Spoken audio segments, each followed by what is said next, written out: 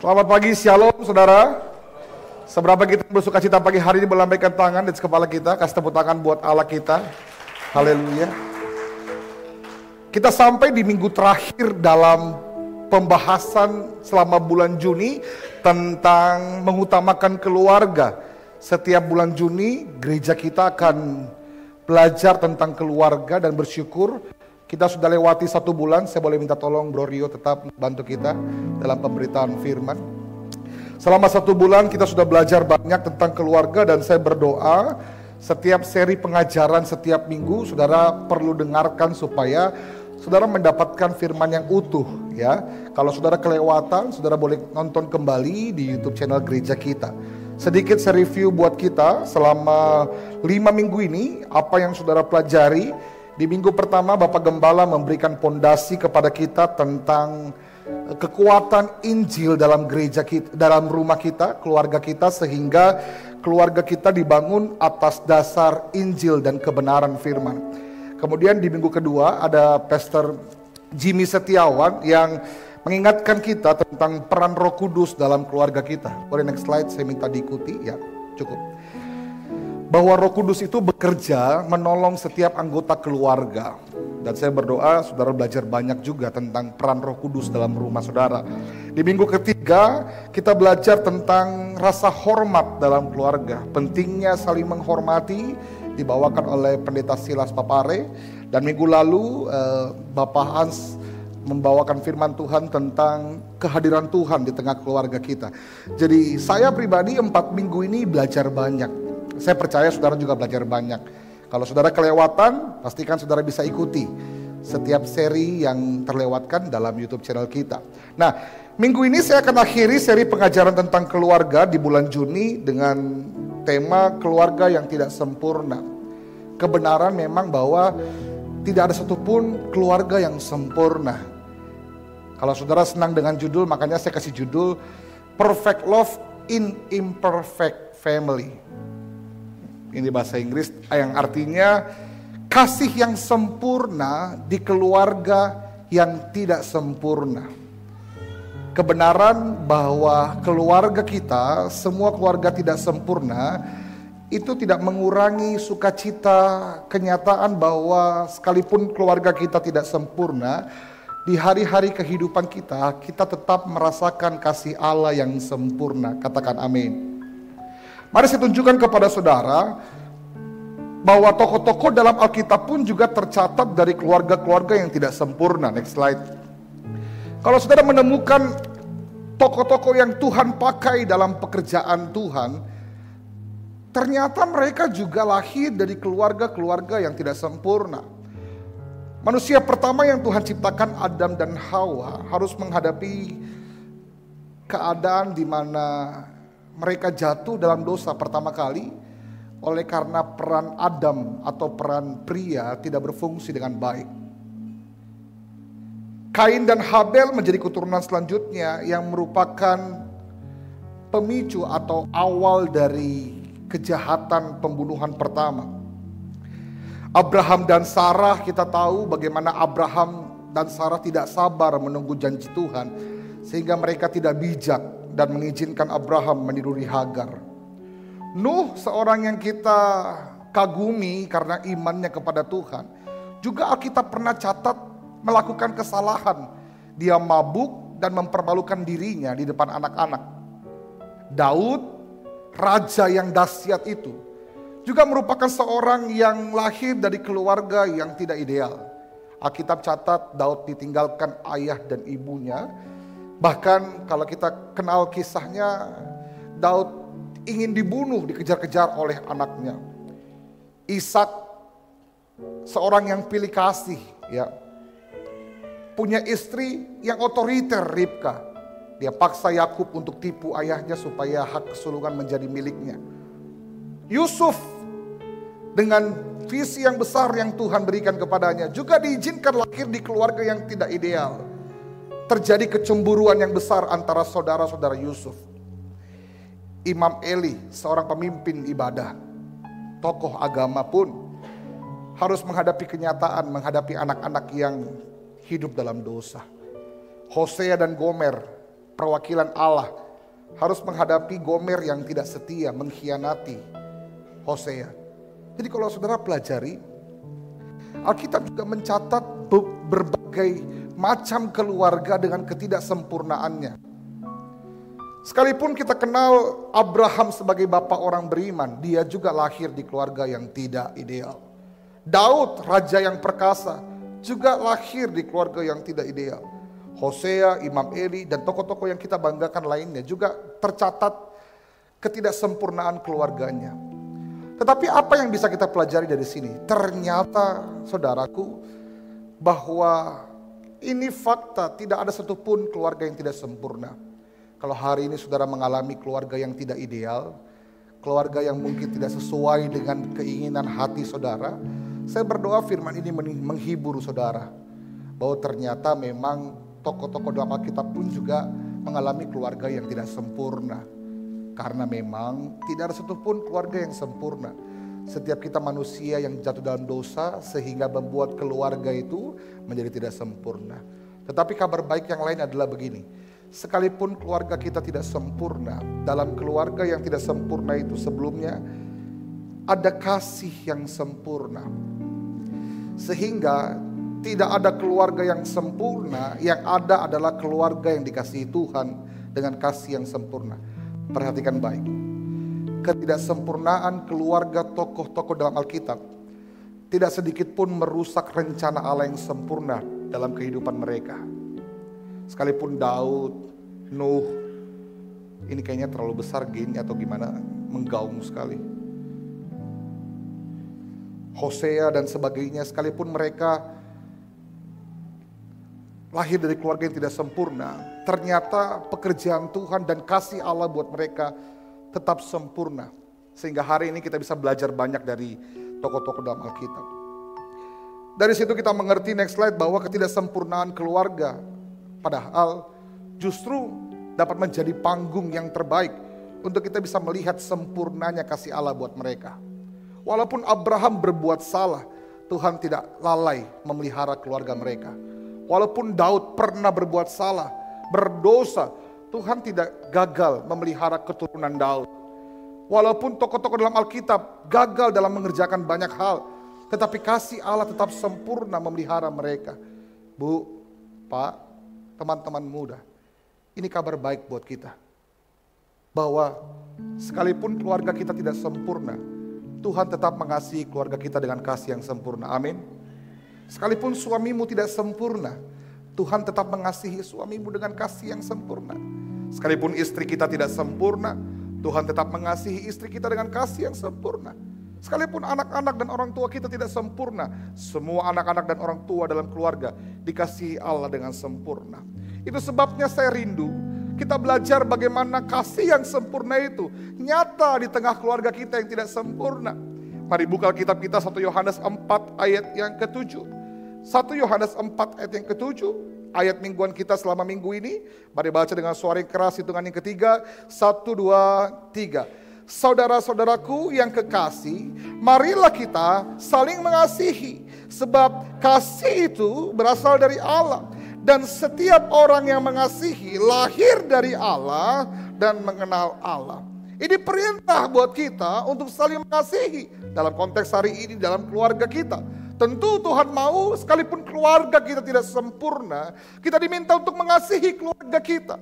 Nah, yang penting untuk kita perhatikan adalah begini, bahwa Tuhan minta kita mengasihi keluarga kita, tetapi kita perlu perhatikan kasih apa yang kita hidupi dalam keluarga kita. Kalau berikutnya kita perhatikan kalimat yang kuning, Alkitab dengan jelas bilang begini, marilah kita saling mengasihi sebab kasih itu berasal dari Allah. Sadar atau tidak, cinta dan kasih yang kita hidupi dalam kehidupan kita seringkali bercampur aduk dari apa yang Tuhan ajarkan pada kita dan apa yang dunia tawarkan buat kita. Next slide. Ada perbedaan antara kasih Allah dan kasih yang dunia tawarkan. Ikuti firman Tuhan dengan baik. Boleh next slide. Ada kasih Allah dan kasih dunia, saudaraku. Ya, kasih Allah kita tahu, agape, ya, kasih yang tanpa syarat dan sebagainya. Dunia mengajarkan kita eros, kasih dengan nafsu. Philea, kasih dalam persaudaraan. Strego, kasih dalam keluarga. Tetapi semua kasih yang di sebelah kanan saya ini, itu kasih yang dunia ajarkan, dunia yang tawarkan, yang bersifat sangat terbatas. Saudara perhatikan, itu sebabnya Yesus harus berikan buat kita. Kenapa Yesus lahir ke dunia? Supaya setiap kita punya contoh seperti apa kasih Allah itu. Kasih Allah itu bukan cuma konsep yang diajarkan, tetapi hidup yang diberikan. Yesus lahir sendiri buat kita jadi manusia, supaya kita bisa sungguh-sungguh melihat seperti apa kasih Allah kita yang besar itu. Maka dari sini kita dapat membedakan perbedaan antara kasih Allah dan kasih yang dunia tawarkan. Menjadi masalah seringkali adalah begini. Dalam keluarga, kita gagal mengasihi keluarga kita yang tidak sempurna karena kita berusaha mengasihi mereka dan kita tidak kenal kasih yang kita usahakan itu adalah kasih yang dunia ajarkan. Tapi hari ini, kalau kita sungguh-sungguh mengenal kasih Allah agape itu, kasih yang sempurna itu, maka perintah bukan hanya sekedar jadi perintah yang mustahil dilakukan, tetapi perintah Allah menjadi perintah yang mungkin kita lakukan karena kita mengenal kasih yang sempurna atau kasih Allah itu. Mari saya tunjukkan kepada kita perbedaannya. Kasih Allah itu adalah kasih yang tanpa batas. Tidak dibatasi oleh situasi, kondisi, dan perilaku kita. Sedangkan kasih manusia itu sangat terbatas. Seringkali dipengaruhi oleh dengan siapa atau siapa yang mengasihi. Kadang kalau kita bekerja, dalam pekerjaan kita kondisinya baik, rasanya lebih mudah untuk memperhatikan keluarga. Ibu-ibu kalau di rumah uang dapur kita lancar, kayaknya lebih mudah untuk mengasihi suami kita. Anak-anak muda kalau uang mingguan atau uang jajan kita lancar, rasanya lebih mudah kita menghormati orang tua. Tetapi seringkali kasih kita dibatasi dengan kondisi, situasi, bahkan jarak kalau kita jauh dari orang tua kita. Sedangkan kasih Allah itu tidak bisa dibatasi oleh apapun. Tidak dibatasi oleh situasi kita, tidak dibatasi oleh kondisi kita, baik kita dalam kondisi yang baik atau dalam kondisi yang buruk, Tuhan tetap mengasihi kita sama besarnya.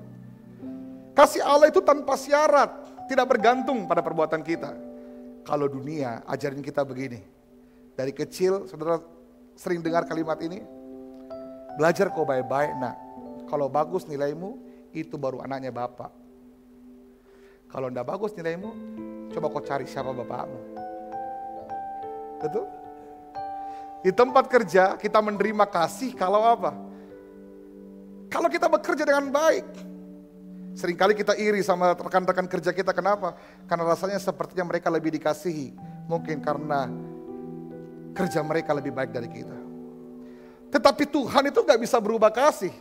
Karena kasihnya terlalu besar. Tidak bergantung juga pada kita. Karena kasihnya tanpa syarat. Bukan hanya karena kita setia, Alkitab bilang begini, jika kita tidak setia, Tuhan tetap setia. Jadi dari sini kita belajar perbedaan yang jelas antara kasih Allah dan kasih yang dunia tawarkan.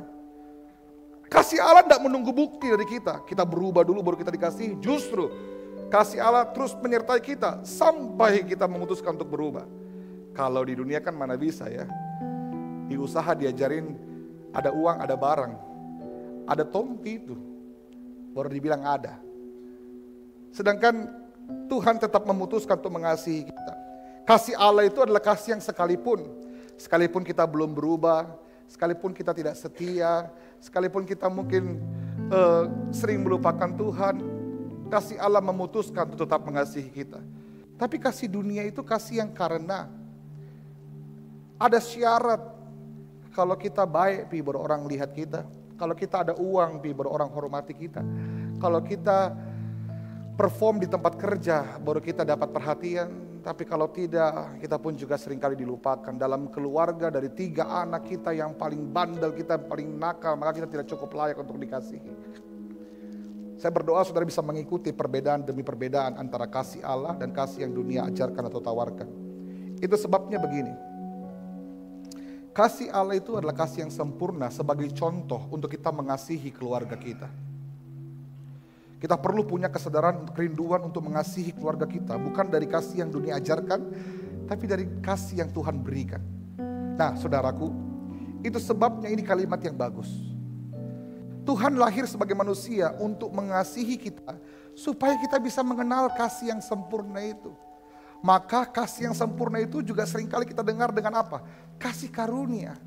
Atau kasih yang dikaruniakan buat kita, diberikan buat kita. Kasih Allah itu kasih yang dikaruniakan, engkau punya karena Tuhan kasih buat engkau. Sedangkan kasih yang dunia ajarkan begini, kita harus berupaya keras untuk bisa mengasihi.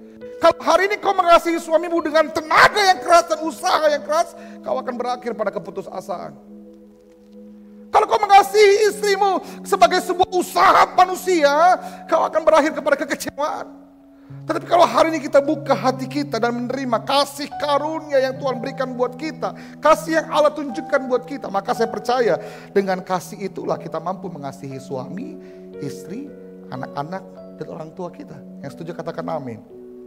Makanya kita bilang begini, saudara-saudaraku yang kekasih, marilah kita saling mengasihi sebab kasih itu berasal dari Allah. Dan perhatikan, setiap orang yang mengasihi atau yang agape itu adalah yang lahir dari Allah dan mengenal Allah. Saudara gak akan bisa sungguh-sungguh mengasihi dengan sempurna kalau saudara gak sungguh-sungguh lahir dalam kasih yang sempurna itu dan mengenal kasih yang sempurna itu.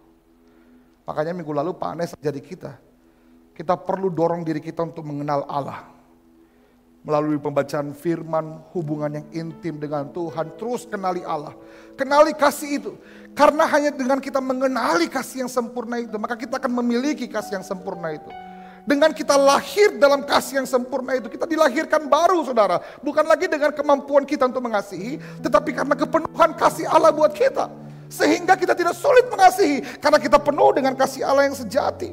Perhatikan baik, saya buat skemanya seperti ini, next slide. Maka perhatikan saudara, ada hubungan antara begini, hubungan dan kedekatan saudara dengan kasih Allah dan kemampuan saudara mengasihi orang lain atau keluarga saudara. Kalau saudara semakin jauh dari kasih agape, perhatikan, saudara meninggalkan kasih agape, saudara jauh dari kasih agape, saudara akan berlari menuju kepada kasih yang dunia tawarkan. Makanya kenapa kita gagal mengasihi, karena kita gak melekat dan terhubung dengan sumber kasih agape itu. Kita jauh dari sumber agape itu. Makanya kita berusaha mengasihi, kita lelah, kita putus asa. Saudara gak sadar, saudara menghabiskan waktu dan tenaga saudara berusaha mengasihi dengan kasih dunia. Tapi prinsipnya begini. Next slide. Ini sederhananya. Yohanes 13 ayat 34, aku memberikan perintah baru kepada kalian, kasihilah satu sama lain seperti apa? Aku sudah mengasihi kalian. Begitulah kalian harusnya saling mengasihi. Kalau kalian saling mengasihi, semua orang akan tahu bahwa kalian adalah murid-muridku. Jadi saudara hanya bisa mengasihi dengan kasih yang sempurna kalau saudara mengizinkan diri saudara lahir dan terus tinggal dalam kasih yang sempurna itu. Saudara harus menikmati dulu kasih yang sempurna itu. Saudara sungguh-sungguh harus mengenal dulu kasih yang sempurna itu. Jangan mengasihi keluargamu dengan kasih yang dunia ajarkan, saudara pasti akan kecewa. Tapi kasihilah suami istri, anak-anak orang tuamu dengan kasih yang Allah ajarkan buat kita. Next slide, kenapa? Saudara harus punya kasih itu dulu. Saudara gak akan pernah bisa memberi apa yang saudara gak punya. Setuju dengan saya? Saya minta Pastor Victor bantu saya ke depan. Saudara, saya mau kasih contoh ilustrasi. Saya coba cari apa yang saya bisa kasih. Lalu kemudian, mana tadi saya punya harta benda ini. Saudara, saya ada sedikit uang ringgit saudara. Ada 15 ringgit, 3 lembar. Saya nggak tahu saudara punya atau tidak. Tapi saya asumsikan begini, di ruangan ini hanya saya yang punya uang ringgit. Saya mau tanya, dari semua kita di ruangan ini, siapa yang punya kesempatan untuk memberikan uang ringgit? Saudara nggak bisa, karena saudara nggak punya. Tapi saya bisa, karena saya punya. Saya punya uang ringgitnya. Saudara perhatikan baik. Maka uang ringgit ini saya berikan kepada Pastor Victor. Lumayan 5 ringgit bisa beli bakso, brother. Pertanyaan berikutnya, sekarang di ruangan ini, siapa yang punya kesempatan untuk memberikan uang ringgit? Saya dan Pastor Victor. Kenapa? Boleh angkat tinggi-tinggi? Karena kami punya uang ringgitnya. Kenapa saudara gak bisa memberikan uang ringgit kepada saya? Saudara gak punya. Mungkin saudara punya lebih mahal dolar ya, tapi gak masalah soal itu. Ini soal uang ringgit. Dan saudara, kenapa kita seringkali gagal mengasihi? Ya, saudara mesti lihat baik-baik, apakah saudara punya kasih yang sejati atau kasih yang sempurna itu? Atau jangan-jangan saudara cuma memberi dari sesuatu yang saudara tidak punya. Hanya ketika saudara punya atau mengalami, tidak apa-apa, buat saudara aja, bawa pulang. Saya waktu kuliah, saya ingat sekali, saya waktu kuliah ada satu pendeta, Juan Mogi, saudara tahu Juan Mogi? Dia khotbah di kampus kami, dia bawa uang $2. Saya itu 2015, terus waktu dia ilustrasi kayak begini, dia tanya siapa yang mau $, saya maju ke depan saudara. Dan saudara tahu uang $2 itu sampai sekarang masih ada di dompet saya. Saya kemarin Tuhan berkati kita kesempatan ke Singapura, saya nggak belanjain duitnya itu, saya pakai jadi momen. Tuhan bicara buat saya. Nah, itu saya berdoa 20 tahun ke depan uangnya masih ada Pastor Victor. Jangan dibelanjain. Tapi saudara, ini ilustrasi yang sederhana. Saudara hanya bisa memberikan kasih yang sempurna kalau saudara sungguh-sungguh menghidupi kasih yang sempurna. Saudara sungguh-sungguh dipenuhi oleh kasih yang sempurna. Maka grafiknya akan seperti ini, next slide. Hanya ketika saudara berlari kepada kasih yang sempurna itu. Perhatikan, semakin saudara dekat dengan kasih Allah, semakin saudara penuh dengan kasih Allah. Semakin saudara melekat dengan kasih Allah, semakin saudara akan diisi oleh kasih Allah. Dan ketika saudara penuh dan diisi oleh kasih Allah, saudara kenal kasih Allah, saudara punya kasih Allah, saudara akan mampu untuk mengasihi keluarga saudara, suami, istri, anak, orang tua saudara dengan kasih yang Allah berikan kepada kita. Katakan amin. Kasih tepuk tangan buat Tuhan kita. Ini akan sangat menjadi sederhana. Ada hubungan antara pengenalan kita dengan Allah dan kemampuan kita mengasihi. Kalau kita hari ini merenungkan dan koreksi diri kita, kenapa saya sulit mengasihi? Jangan-jangan kita punya masalah dengan sumber kasih yang kita hidupi dalam hidup kita. Kita perlu belajar kenal Tuhan lebih dalam, cari Tuhan lebih dalam, dekatkan diri Tuhan kepada Tuhan. Maka saudara akan berjumpa dengan kasih agape itu, dan saudara mampu memberikan kasih agape kepada orang-orang di sekitar saudara, termasuk suami, istri, dan anak-anak saudara.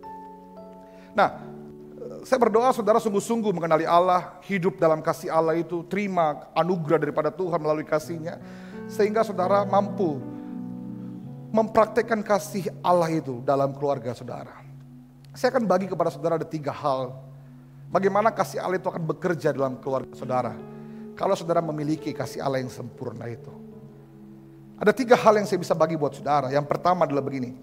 Ketika saudara sungguh-sungguh hidup dalam kasih Allah atau memiliki kasih yang sempurna itu, maka yang pertama, kasih yang sempurna itu, kasih Allah itu akan mendorong saudara mampu untuk menerima sama seperti Yesus menerima saudara. Kasih Allah itu yang sempurna yang akan mendorong saudara untuk mampu menerima anggota keluarga saudara sama seperti Tuhan menerima saudara. Alkitab bilang begini, Roma 15 ayat 7. Sebab itu, terimalah satu akan yang lain sama seperti apa? Kristus telah menerima kita untuk kemuliaan Allah. Saudara gak bisa menerima keluarga saudara kalau saudara gak sadar saudara diterima oleh Allah. Bagaimana caranya saudara terima keluarga saudara dengan semua kelemahan mereka? Kalau saudara sadar betapa buruknya saudara dan saudara diterima oleh Allah. Makanya saya bilang katakan bahwa kita gak bisa mengasihi dengan apa yang kita gak punya. Saudara perlu ngalamin kasih dulu itu. Saudara perlu sadar betapa saudara diterima oleh Tuhan dulu. Makanya saudara bisa menerima orang lain. Sadarkah saudara bahwa Tuhan itu mengasihi saudara? Dia menerima saudara dengan semua kekurangan saudara. Karena sampai hari ini pun kalau kita merenungkan hal baik apa dalam hidup kita yang bisa kita tunjukkan untuk membuktikan kita layak untuk diperhatikan oleh Allah? Tidak ada. Kita gak pantas sedikit pun bahkan untuk menerima perhatian Tuhan. Kita penuh dengan kekurangan, kita penuh dengan kelalaian, bahkan penuh dengan dosa. Tapi Tuhan menerima kita. Dia memeluk kita. Saya bayangkan seperti anak yang hilang. Kapanpun anak itu mau pulang, selalu ada tangan yang terbuka untuk menerima dia. Dan sampai hari ini pun Tuhan terima kita padanya. Bukan cuma terima kita, Bu, Dia terima juga suamimu dengan semua kekacauan hidupnya. Kalau Tuhan terima suamimu, kenapa hari ini kau ajungkan tangan dan tunjuk suamimu untuk hakimi dia?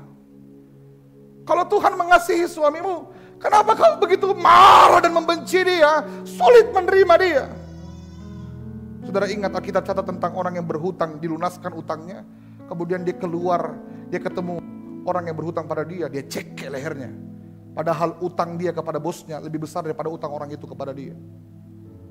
Kenapa kita gagal menerima orang lain? Kita nggak sadar, kita telah lebih dulu diterima. Itu sebabnya begini, saya berdoa, kalau saudara sadar bagaimana Tuhan menerima saudara, saudara diberikan kemampuan untuk mulai menerima anggota keluarga saudara. Anak-anak muda, orang tuamu melukaimu, tapi kau melukai Tuhan. Tapi kalau Tuhan menerima engkau dengan semua kekuranganmu, maukah kau punya hati yang sama untuk menerima orang tuamu sama seperti Tuhan menerima kamu? Tapi saya mau bagi buat saudara begini. Bukan berarti ketika kita belajar menerima keluarga kita, kemudian kita mengecilkan dampak dari dosa. Oh iya, tahu suamiku tahu penjudi di, mantap, jadi penjudi yang hebat kona. Bukan begitu saudara. Bahkan cara dunia menerima kita dan Tuhan menerima kita itu berbeda. Saudara mesti menerima keluarga saudara. Kita bilang tadi apa? Seperti Tuhan menerima saudara. Perbedaannya apa? Saya tunjukkan pada saudara. Timothy Keller bilang begini. Tuhan menerima kita apa adanya, tapi oleh anugerahnya, Ia tidak membiarkan kita apa adanya. Kalau soal penerimaan, saya rasa dunia bisa jauh lebih terima kita apa adanya.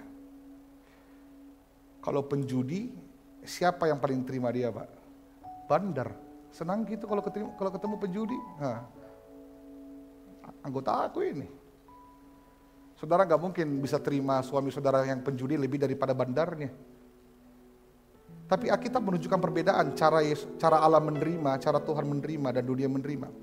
Dunia menerima kau apa adanya dengan semua dosamu dan mengizinkan kau mati dengan dosa-dosamu. Tapi Tuhan tidak. Tuhan menerima kita dengan dosa, kekurangan, kelemahan kita. Tapi anugerahnya mengharuskan Dia untuk tidak membiarkan kita terus hidup dalam situ. Dalam dosa itu, dalam perilaku itu. Ini sebabnya begini, siapapun kita hari ini datang kepada Tuhan, Tuhan tidak pernah tolak kita, Tuhan tidak pernah buang kita. Sekalipun kita mungkin pembunuh, Tuhan terima kita sebagai pembunuh, tapi Tuhan tidak akan biarkan kita hidup terus sebagai pembunuh. Tuhan akan perbaharui, Tuhan akan ubah kita menjadi lebih baik lagi. Kalau dulu kita penipu, Tuhan terima engkau sebagai penipu, Tuhan tidak buang engkau. Tapi Tuhan akan ajar engkau supaya kau tidak lagi hidup sebagai penipu. Saya punya anak baru 1 tahun, belum 2 bulan. Saya sayang sekali sama El. Saya sudah persiapkan diri saya, satu kali dia akan berbuat kesalahan. Tapi kalau satu kali pun dia berbuat kesalahan yang besar, saya tidak akan tendang dia dan usir dia. Saya akan tetap peluk dia mungkin dengan air mata, tapi saya tidak akan biarkan dia terus hidup dalam kesalahannya, setuju dengan saya? Tuhan tuh sayang pada saudara, dan Tuhan terima saudara padanya. Tapi karena Tuhan sayang sama saudara, Tuhan mau bahwa saudara jadi lebih baik. Nah itu penerimaan yang Tuhan ajarkan, dan itulah penerimaan yang harus kita berikan bagi keluarga kita. Suami kita suka main tangan bu, kadang main kaki. Dia suka pukul kasar sama kita. Bukan berarti kita latihan tinju supaya kita bisa balas, tidak. Saudara terima dengan besar hati karena saudara gak bisa ganti suami saudara. Tapi taruh dalam hatimu, percaya bahwa Tuhan pasti sanggup ubahkan dia, katakan amin. Terus berdoa buat perubahan dan pertobatannya. Anak-anak muda, kau gak bisa ubah orang tuamu karena memang bukan tugasmu. Terima dia dengan kekurangannya, tapi terus berdoa dalam hatimu bahwa Tuhan Yesus sanggup ubahkan orang tuamu. Karena kalau kau hanya berusaha untuk menyalahkan, menuntut dan sebagainya, kau gak akan bisa menerima mereka. Kalau saudara bilang, sampai kapan Pika? Sampai kapan Pak Pendeta? Sudah bertahun-tahun kita berusaha untuk terima suami, terima istri. Semua bilang begini, sampai hari ini pun Tuhan sabar terima saudara. Kalau Tuhan bisa tanya juga bilang, kau 45 tahun nih, belum kau berubah-berubah nih. 3 anak besar-besar nih kuliah semua, masih suka tongko main judi le. Istrimu setia sekali berdoa sampai hari ini kau masih suka pukul ya. Pak, Bu, kalau Tuhan sabar kepada kita, kenapa kita gak bisa sabar sama keluarga kita? Kalau Tuhan buka tangan buat kita, kenapa kita terus tunjuk suami istri orang tua kita? Kita bilang begini, kau mentong gak pernah berubah Pak. Dari dulu sampai sekarang. Bukan kau Tuhan Yesus. Kan cuma Tuhan Yesus yang tidak berubah ya. Kau tidak pernah berubah, Pak. Tapi hari ini kalau kita betul-betul mengalami kasih Tuhan, kita mengerti. Kita juga banyak yang belum berubah, tapi Tuhan sabar sama saya. Dan kalau Tuhan sabar sama saya harus belajar sabar sama suami, istri, anak, orang tua saya. Bukan cuma begitu. Kalau Tuhan udah sabar, Pak, kau tidak perlu berdoa. Tuhan bisa cabut nafasnya istrimu langsung. Dede, bikin susah nih anak, mati mau kok. Bisa. Tapi kalau Tuhan masih kasih nafas buat istrimu, artinya Tuhan sabar sama istrimu. Tuhan sabar sama suami tak. Tuhan sabar sama anak, sama orang tua tak. Kalau Tuhan sabar, kenapa kita tidak? Nah, ada satu ayat yang sangat mengubahkan saya. Galatia 6 ayat 1. Dulu saya pikir, waktu saya menikah, saya kan baru menikah saudara. Masih sangat muda. Dulu saya pikir penerimaan itu seperti yang dunia ajarkan, terima kok apa adanya, sabar kok saja, sayang istrimu, itu betul, tidak salah. Tapi ada yang Tuhan ajarkan lebih dari itu, bukan cuma sekadar menerima, tetapi mendorong perubahan atau berdoa bagi perubahan. Galatia 6 ayat 1 bilang begini, saudara-saudara, kalaupun seorang melakukan sesuatu pelanggaran, maka kamu yang rohani, kamu yang mengerti, kamu yang lebih tahu, atau maafkan, saya gunakan kalimat ini, kamu yang lebih waras, karena mungkin seringkali suami kita main gila bu ya, kita yang lebih waras. Alkitab bilang apa? Harus, ini bukan pilihan, ini tanggung jawab, memimpin orang itu ke dalam jalan yang benar, dalam roh lemah lembut, bukan dengan sapu, bukan dengan kemoceng, bukan dengan kalimat-kalimat kutuk, tapi dengan apa? Dengan lemah lembut, sambil menjaga dirimu sendiri supaya kamu jangan kena pencobaan. Dulu saya merenungkan, Tuhan sampai kapan saya sabar ya? Saya gak sempurna, istri saya gak sempurna juga. Dulu saya pikir tanggung jawab saya cuma untuk menerima saja. Tapi lama-lama sakit juga, capek juga, kesel juga. Sampai saya dapat ayat ini. Tuhan bilang begini, kenapa kau lama menunggu? Karena kau gak berfungsi. Ternyata saya yang Tuhan mau. Untuk apa? Sebagai orang yang rohani, yang lebih tahu, yang lebih waras. Untuk apa? Memimpin orang itu ke dalam jalan yang benar, dalam roh lemah lembut. Pak, istri tak mengecewakan, tapi tanggung jawab istri kita itu di tangan kita. Bu, suami tak itu menjengkelkan, tapi tanggung jawab suami ibu ada di tangan ibu. Anak-anak muda, kau gak bisa bilang, saya yang paling kecil di keluargaku kak, saya yang paling sedikit makanku. Kenapa saya yang kakak suruh untuk berdiri buat keluargaku? Oh, bukan saya yang suruh bro, Alkitab yang suruh. Karena rupa-rupanya kamu yang dianggap lebih waras atau lebih rohani. Tapi kalau semua anggota keluarga mengerti tanggung jawab ini, rasanya menerima satu dengan yang lain akan menjadi jauh lebih memungkinkan. Setuju dengan saya? Itu sebabnya Alkitab berkata bahwa semua yang lebih rohani harus menuntun orang yang melakukan pelanggaran dengan roh lemah lembut. Jangan sedih, saudara akan diajari oleh roh Allah untuk memampukan saudara menerima dan menuntun orang-orang yang saudara kasih dalam keluarga saudara. Boleh kasih tepuk tangan buat Tuhan kita? Hubungan sejati bukan hanya tentang berusaha menjadi yang terbaik, tetapi juga tentang berusaha saling mendorong ke arah yang lebih baik. Hari ini kalau saya sering lihat istri saya yakin dia juga begitu ya. Kalau dia lihat saya, mungkin saya menjengkelkan atau saya buat salah, bukan lagi marah, bukan lagi jengkel, tapi ada kasih untuk mendorong ke arah yang lebih baik. Setuju dengan saya? Saya juga begitu. Setujunya yang ini agak kurang ya Bu ya, agak berat. Tuhan Yesus mampukan kita. Yang kedua, bagaimana kasih yang sempurna itu menolong saudara bekerja dalam keluarga saudara. 1, memampukan saudara menerima seperti Yesus menerima. 2, memampukan saudara mengampuni sama seperti Yesus mengampuni. Efesus 4 ayat 31-32. Segala kepahitan, kegeraman, kemarahan, pertikaian, fitnah hendaklah dibuang di antara kamu. Demikianlah pula segala kejahatan, tetapi hendaklah kamu ramah terhadap seorang yang lain, penuh kasih mesra dan saling mengampuni. Kenapa? Sebagaimana Allah di dalam Kristus telah mengampuni kamu. Saudara baca ayat-ayat yang kita baca tadi, semua perintah Tuhan bukan cuma dikasih sebagai perintah, tapi juga disertai dengan teladan. Tuhan sudah lebih dulu menerima kita, Tuhan lebih dulu mengampuni kita. Maka kita punya kesempatan untuk menerima dan mengampuni keluarga kita. Kita perlu belajar untuk betul-betul mengampuni setiap anggota keluarga kita, supaya kita bisa sungguh-sungguh mengasihi mereka seperti Tuhan mengasihi mereka. Ada satu cerita, saudara mungkin sering dengar ini, tentang kentang yang busuk. Satu kali seorang guru mengajarkan anak-anak muridnya, next slide, tentang pengampunan. Gurunya bilang begini, mulai besok semuanya bawa kentang ke sekolah.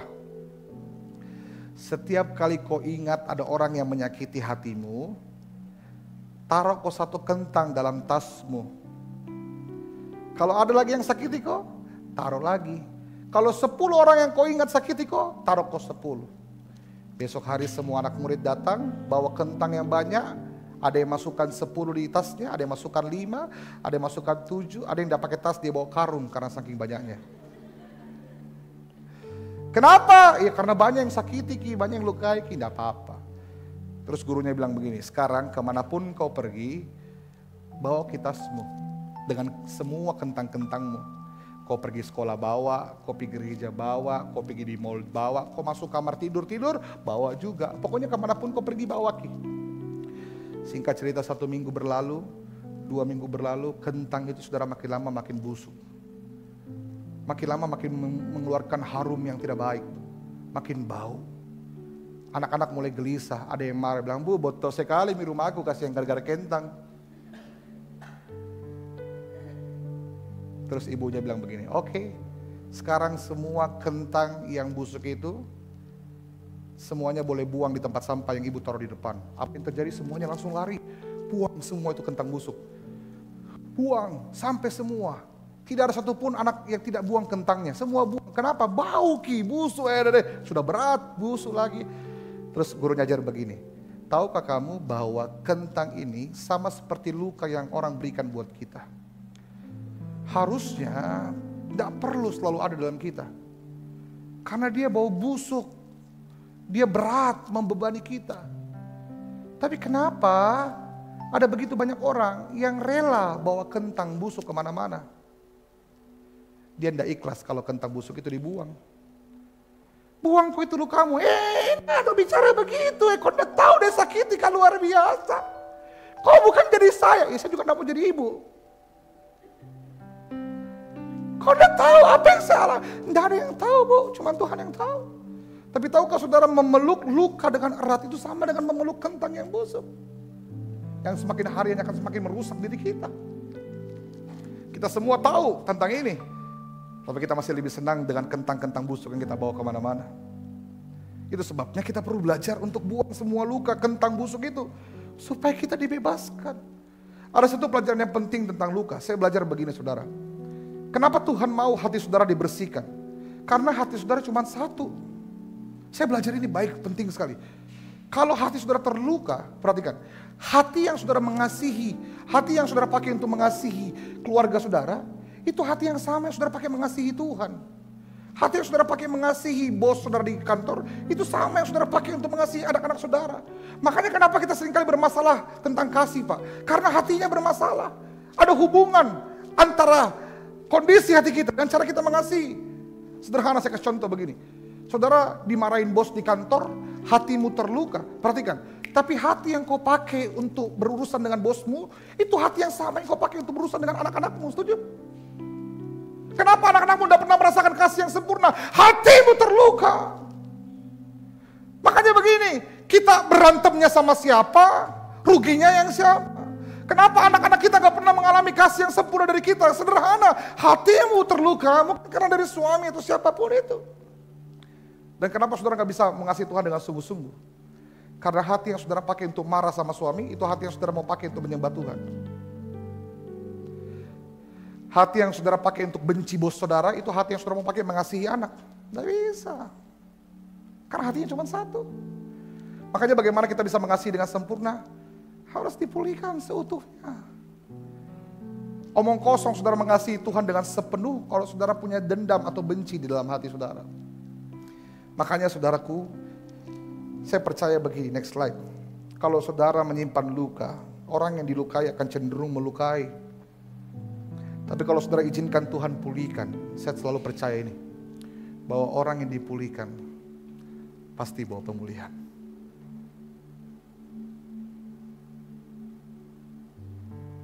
Apa hubungannya dendam saudara sama tetangga saudara dan hubungan dalam keluarga? Sederhana. Karena hati yang saudara pakai untuk benci tetanggamu, hati yang kau pakai untuk berusaha mengasihi anakmu, tidak akan sempurna. Makanya tidak boleh ada sedikit pun kentang busuk dalam hati kita. Seberapa kita yang mau Tuhan pulihkan dengan sempurna, mari kita beri tepuk tangan buat Tuhan kita. 1 Petrus 4 ayat 8. Tetapi yang terutama kasihilah sungguh-sungguh seorang akan yang lain, sebab kasih menutupi banyak sekali dosa. Saudara tahu terjemahan lainnya? Saya kaget waktu baca ini. Terjemahan sederhana Indonesia di ayat yang sama, dia bilang begini. Yang paling penting di atas semuanya, kamu semua harus sungguh-sungguh saling mengasihi. Sifat saling mengasihi atau kasih Allah itu akan mendorong kamu untuk saling memaafkan. Kita gak bisa, tapi kasih Allah yang sempurna bisa. Kita gak mampu, tapi kasih Allah yang sempurna dalam keluarga kita memampukan kita. Sekali lagi tepuk tangan buat Tuhan. Saya undang well singer maju ke depan. Saya tutup yang ketiga, yang terakhir. Saudara mau lihat bagaimana kasih yang sempurna bekerja dalam keluarga saudara? 1, dia akan mampukan saudara menerima seperti Yesus menerima. 2, mengampuni seperti Yesus mengampuni.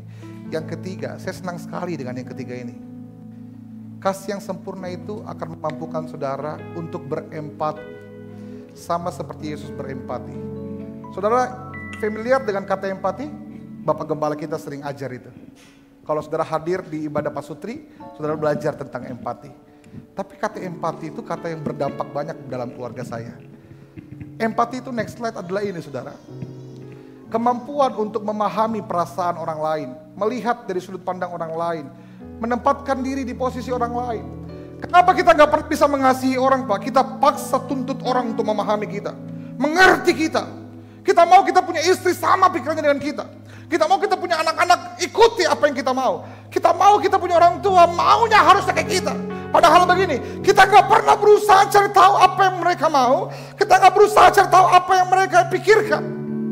Makanya ribut, suami ngotot dengan isi hatinya, istri ngotot dengan isi hatinya, anak-anak ngotot dengan isi hatinya. Tapi gak ada satupun yang mau memperpedulikan isi hati orang lain. Ibrani 4:15, Tuhan kita, imam besar yang kita punya, bukan imam yang tidak merasakan penderitaan-penderitaan, kelemahan-kelemahan kita. Imam besar yang tidak turut merasakan kelemahan-kelemahan kita. Kalau kalimat selanjutnya, tetapi sama seperti kita, dia merasakan kelemahan kita, tetapi dia tidak berbuat dosa. Jadi kenapa Tuhan bisa mengasihi kita Pak? Karena Tuhan mau mengerti perasaan kita. Tuhan mau mengerti isi kepala kita. Alkitab catat next slide. Yesus penuh dengan empati itu. Yesus menangis bersama Maria waktu Lazarus meninggal. Kalau saya jadi Tuhan saya akan bilang begini tuh, jangan kau lebay. Saya bisa kasih hidup dia lagi. Itu. Tapi Yesus tidak lakukan itu. Yesus menangis sama Maria waktu Maria bersedih ketika Lazarus mati. Yesus menyembuhkan orang sakit. Yesus nggak pernah lihat orang sakit terus dia lupa pura-pura gila, buang muka. Nah, dia tergerak hatinya. Dia tahu penderitaan orang sakit. Yesus memberi makan orang 5.000 orang. Saya selalu bilang sama istriku, bilang begini, kasih makan ke anak-anak. Jangan kau bangga kalau kau bikin acara baru kau udah kasih makan. Ada yang hari ini bicara keras begini, lihat kau yang kita bikin acara ribuan orang udah pakai makan. Yesus saja kasih makan orang 5.000. Kenapa kau bangga udah kasih makan orang? Saya tidak bisa itu kasih pulang orang. Kalau anak-anak youth kita ibadah hari Sabtu, kasih makan biar cuma nasi dan kuah. Yang penting dia pulang dia kenyang. Yesus kasih makan orang kok. Kalau Yesus mau hitung-hitungan kan dia bilang urusanmu masing-masing tuh. Yesus kasih makan itu. Jadi saya rasa ini juga penting buat kita. Yesus bangkitkan anak janda. Yesus tidak menghakimi perempuan yang berzina. Yesus mengundang Matius yang pemungut cukai itu. Dia tidak menolak Thomas yang meragukan dia. Yesus mengasihi murid-muridnya yang lemah iman. Bukankah Yesus sangat berempati kepada semua orang? Dia berusaha mengerti perasaan orang lain. Dia berusaha mengerti isi kepala orang lain. Dia gak memaksakan kehendaknya sendiri dan kemudian menuntut orang lain seperti dia. Makanya Tuhan ajarkan kita Roma 12 ayat 15. Belajar bersuka cita dengan orang yang bersuka cita. Menangis dengan orang yang menangis. Saya tutup dengan kesaksian. Ada satu hal yang dulu seringkali buat saya agak sedikit cekcok dengan istri saya. Apa itu? Istri saya punya kebiasaan, dulunya saya pikir kebiasaan buruk. Dia itu kalau kita kemana-mana, Bu, Dede nomor 1 mencari oleh-oleh. Pasti beli oleh-oleh. Buat saya yang perhitungan dan cenderung pelit ini, bagi saya itu pemborosan. Ngapain kau belikan orang, belum tentu juga orang ngalah. Kita kan pergi sendiri, keluarga sukacita, kita jangan mau kau bawa banyak-banyak, dibuang-buang uang. Saya selalu merasa begitu, saudara. Dulu saya nggak mengerti, saya cekcok. Apalagi saudara, kalau dia beli barang banyak-banyak, sampai di Jakarta hari Senin, sampai minggu depannya belum dia bagi, nah lupai. Makin emosi lah saya. Tapi satu hari saya main di rumahnya sama keluarganya, saya baru tahu saudara. Istri saya itu kalau mamanya pergi ke pasar, mamanya cuma pergi ke pasar saja, pulang minimal bawa gorengan atau bawa donat. Dari kecil dia selalu ajar anak-anaknya untuk ingat keluarganya di rumah. Waktu itu saya baru ngerti. Ini kan bukan soal baik benar ya, bukan soal benar salah ya. Dia soal baik buruk ya. Tapi hanya ketika saya mengerti, maka saya mulai berubah sikap. Makanya hari ini kalau kami liburan, saya yang kasih ingat. Jangan kau lupa beli oleh-oleh nah. Saya kasih ingat juga jangan kau beli yang mahal-mahal. Tapi minimal kan saya mengerti. Kenapa saudara gak mengerti suami, istri, anak-anak orang tua, Bu? Kau gak berusaha untuk mengerti sudut pandang mereka, kacamata mereka, sepatu yang mereka pakai. Anak-anak muda, kenapa papamu kasar? Jangan-jangan kakeknya juga dulu kasar. Ternyata papa kita bukan cuma pelaku, dia juga korban dari sebelumnya, bukan? Dulu saya gak mengerti, saya pikir semua orang ini jahat sama saya. Sampai saya mengerti, ternyata mereka jahat karena dulu mereka pernah dijahati. Bukankah mereka orang yang kasihan dan perlu ditolong?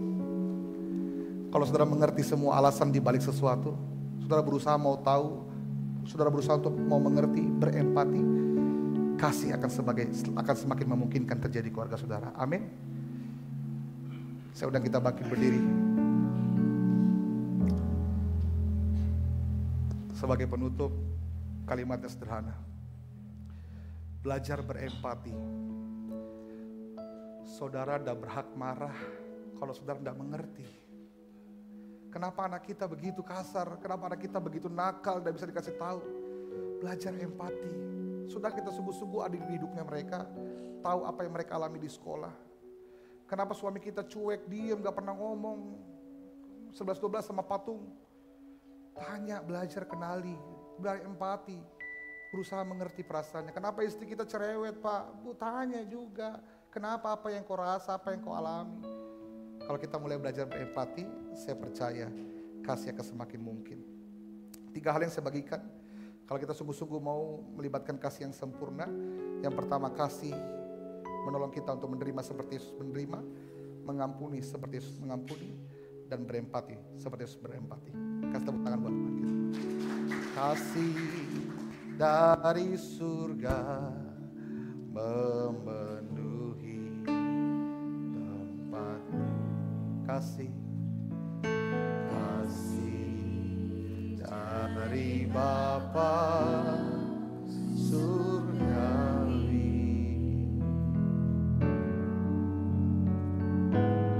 Kasih dari Yesus mengalir di hati, membuat damai di hidup. Kasih dari surga. Kasih dari surga memenuhi tempat ini.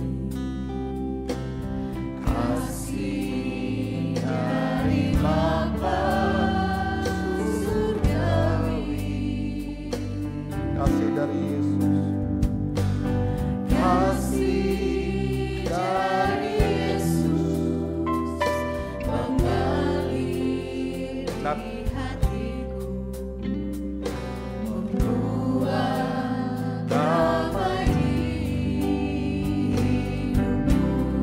ada satu orang bantu panggil CC di bawah. Boleh ada yang bantu? Mengalir kasih dari tempat tinggi. Katakan mengalir.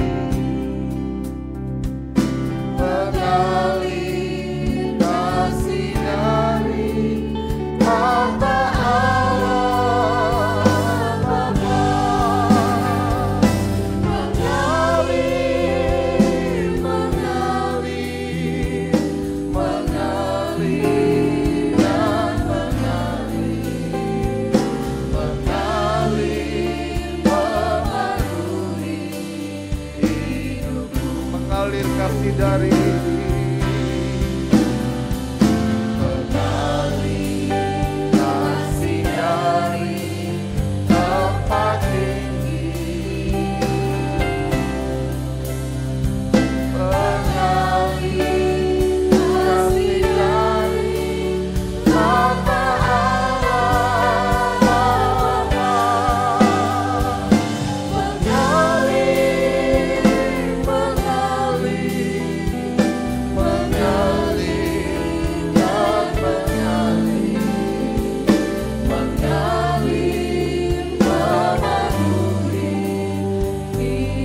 Yohanes 4 ayat 11 dan 12 akhir dari PowerPoint saya.